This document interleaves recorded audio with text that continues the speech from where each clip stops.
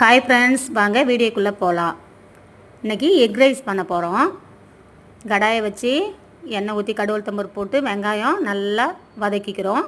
நல்லா பொன்வறுவலாக வதங்கினதும் தக்காளியும் கட் பண்ணி வச்சுருக்கிறத ஆட் பண்ணிக்கலாம்.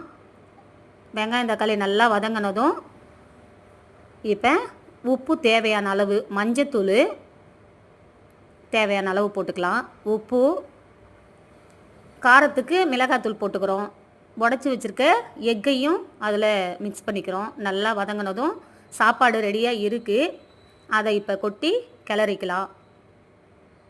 வீட்டில் வேலைக்கு போயிருக்கிறவங்க சாப்பாடு நைட்டு மீதி இருந்ததுன்னா ஒரு 5 நிமிஷத்தில் சாப்பாடு ரெடி ஆகிடும். என்ன பண்ணுறது அப்படின்னு யோசிக்காதீங்க. சீக்கிரமாக வீட்டில் இருக்கிறத வச்சு ஒரே ஒரு முட்டையை உடச்சி ஊற்றி சாப்பாடு செஞ்சுக்கலாம்.